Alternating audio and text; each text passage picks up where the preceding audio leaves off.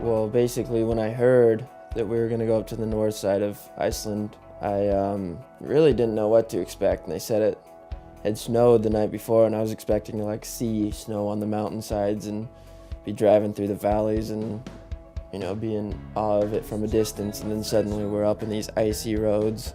I wasn't expecting the snow. I just imagine when you're on the coastline, there's not really snow. I've never been anywhere where there was snow to the beach. We're driving up a hill to get around this peninsula, and it was basically a 500-foot drop off into the ocean on one side, and on the other side was the mountain going up with howling wind blowing down and ice blowing across the road. And then it hit me that we were actually going up there to surf, and that was sort of a strange moment when I realized that we were going to be surfing in the snow, because I've seen this in magazines and it's always seemed kind of like a stupid idea, really.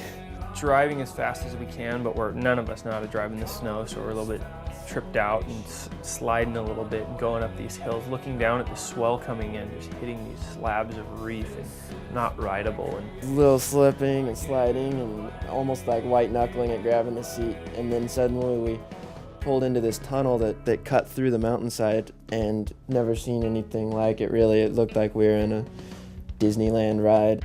None of us know what to expect. We don't know how close we are to the break, anything.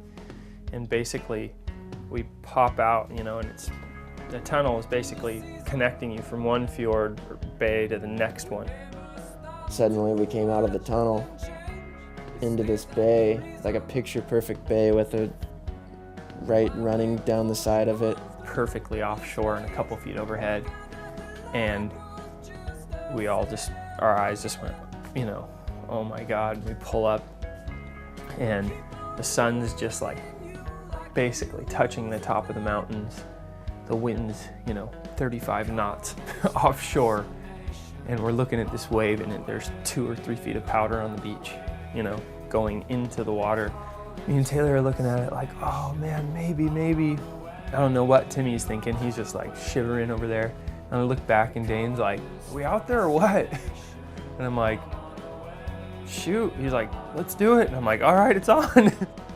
When we pulled up, I wasn't quite sure if it was really good.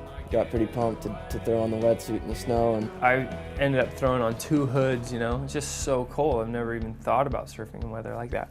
Earplugs, my hood that's a disconnected one, and then my hood on my 654, throw it all on. When we got out there, it was surreal. It looked like we were surfing at the bottom of Mount Everest.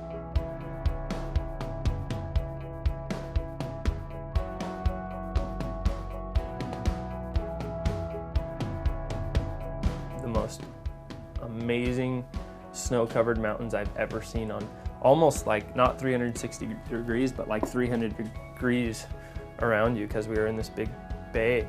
So there's snow-covered huge mountains that on both sides of us, all, completely covered.